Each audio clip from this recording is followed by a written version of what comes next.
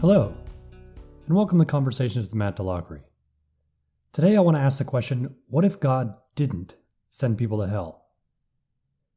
God is often accused of being unmerciful for torturing people for all eternity who really were not bad people. They just didn't want to be his servants.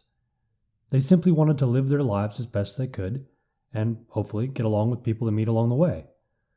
What's wrong with that? To be honest, this does seem a little harsh. God sounds like an old-school tyrant who sits on a big throne and squashes anyone who refuses to bow to him. After all, these people don't want to hurt anyone. They just want to live and let live.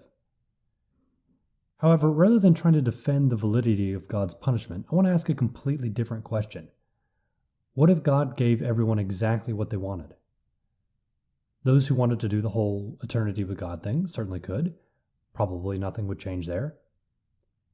But what about people who just wanted to go their own way with no interference from God? Suppose God let that happen. What would that look like? On the surface, this sounds really simple, but because of how humans were made, it really isn't. You see, humans were made to reflect God. On Christianity, living as the image of God is what it means to be human. We were created to reflect God, and it is the image that is what makes us different from animals. We were originally created perfect.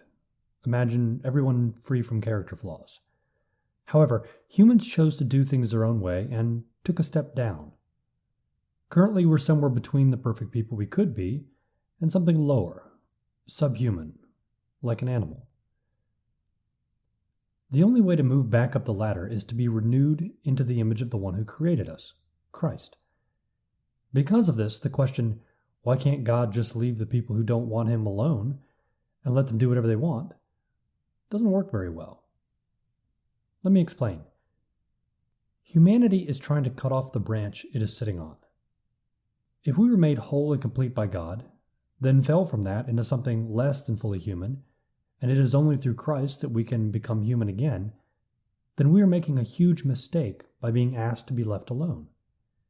We are telling the only being capable of returning us to our true humanity not to make us fully human.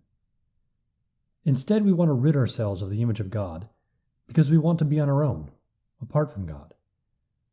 However, we can only have the image of God by being connected with God through Christ. If we are only partially human now, full humanity being without faults, imperfections, and shortcomings, but we are still above the animals, what would happen if we lost that last bit of humanity? We would become nothing more than animals with big brains. We would be really smart brutes. If God left us alone as big-brained animals, without our humanity, what do you think would happen? Would it not be possible that we caused or created our own hell? Think of the kinds of things that have happened in desperate situations when ordinary, well-mannered people are focused only on survival. When people lose their humanity, what happens?